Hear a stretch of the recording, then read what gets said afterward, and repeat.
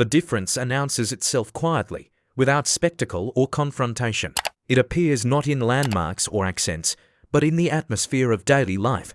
For many Americans arriving in Canada, the shock is not dramatic, but disorienting, like stepping into a familiar room where the furniture has been subtly rearranged. Everything looks recognizable, yet nothing sits quite where instinct expects it to be. Initial impressions are shaped by an unusual calm. Cities move at a measured pace, even when busy. Voices remain lower, interactions softer, pauses longer. Public spaces feel orderly without appearing rigid, and crowded areas rarely carry the charged impatience common in American urban life. The emotional temperature seems cooler, not cold, but restrained. It is a calm that feels intentional rather than accidental. As if society has collectively agreed that urgency is rarely necessary, Americans often notice that politeness in Canada operates as a social infrastructure rather than a personal trait. Apologies are frequent, but not always emotional. Courtesy is extended automatically, even in moments of inconvenience. Lines form smoothly. Small conflicts dissolve before becoming visible. The absence of confrontation can feel reassuring at first, then puzzling. Disagreements are rarely sharpened into clear edges, leaving Americans unsure whether harmony has been achieved or simply deferred. Beneath this surface lies a deeper cultural distinction rooted in how identity is expressed. In the United States, confidence often signals competence, and self-assertion is treated as transparency. In Canada, restraint performs that role instead.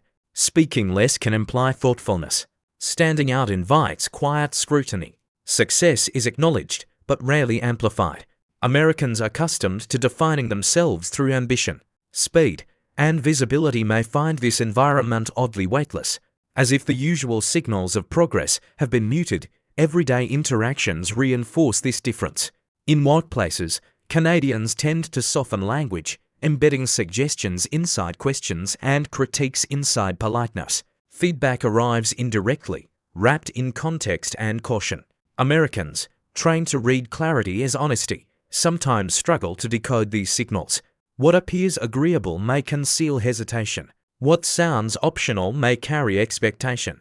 The social language prioritizes cohesion over efficiency, preserving emotional equilibrium even at the cost of precision.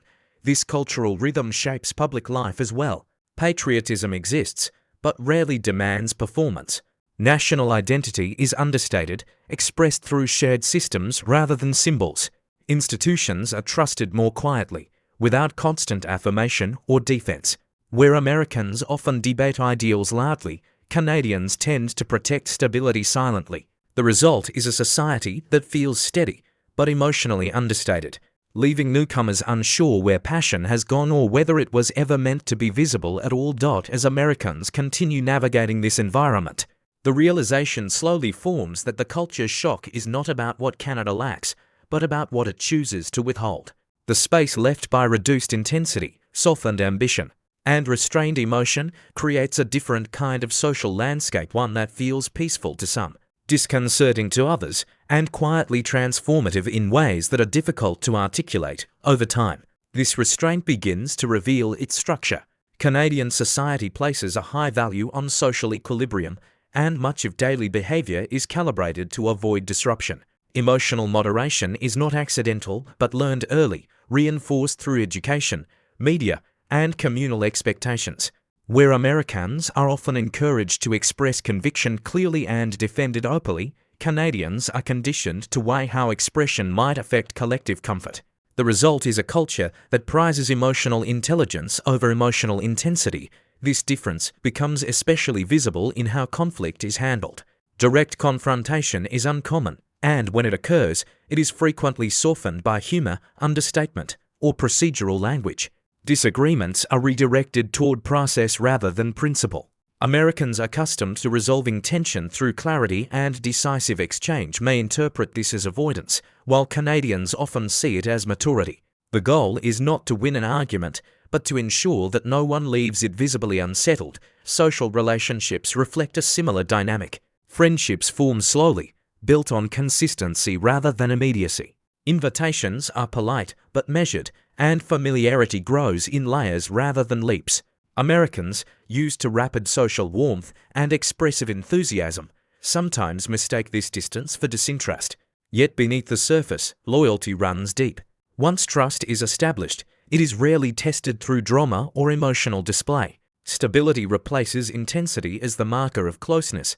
Even humor carries this difference. Canadian humor leans toward irony, self-deprecation, and subtle observation. Jokes rarely dominate a room or demand attention. Laughter is shared rather than performed.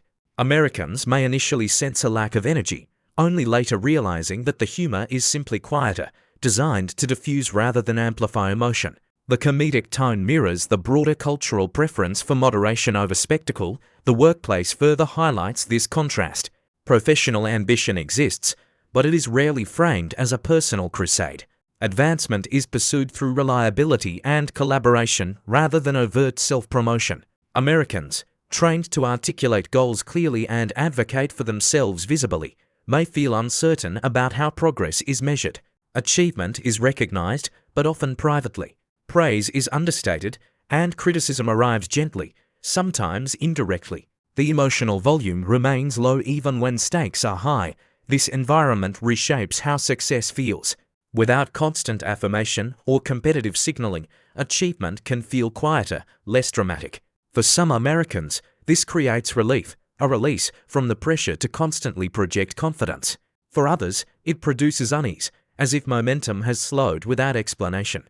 The absence of visible urgency can feel like stagnation, even when life continues to move forward steadily, gradually. Many Americans begin to sense that Canadian culture is organized around prevention rather than reaction.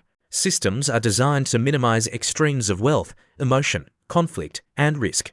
The culture favors predictability over possibility, steadiness over acceleration. This does not eliminate stress or dissatisfaction, but it distributes them evenly, keeping them below the surface rather than allowing them to erupt. As this pattern becomes clearer, the initial culture shock deepens into something more subtle. It is no longer about noticing difference, but about adjusting internal expectations. Familiar behaviors, assertiveness, speed, emotional clarity begin to feel oversized in a quieter environment. The realization emerges slowly. Adapting to life in Canada requires not learning new habits, but unlearning certain reflexes long taken for granted. As these reflexes soften, the emotional landscape slowly shifts. Life feels less performative and less shaped by visible milestones.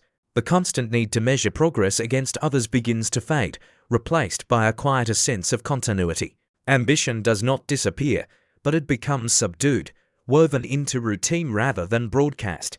Daily life feels calmer, though sometimes less affirming, as validation is no longer constantly reinforced. Meaning is constructed differently. Where American identity is often strengthened through momentum and visible growth, Canadian life places greater value on stability and predictability. Long-term routines, social reliability, and institutional consistency create a sense of security that can feel both grounding and restrictive. For many Americans, this shift challenges deeply ingrained expectations about success and self-definition. This tone extends into public discourse and social behavior. Conversations emphasize moderation, compromise, and emotional restraint. Extremes are approached cautiously, and harmony is protected even during disagreement. Over time, Americans often adapt without noticing, speaking more softly, pausing longer, expressing less. The culture shock remains subtle, accumulating in small absences rather than dramatic contrasts, revealing how profoundly culture shapes not only behavior, but the emotional texture of everyday life.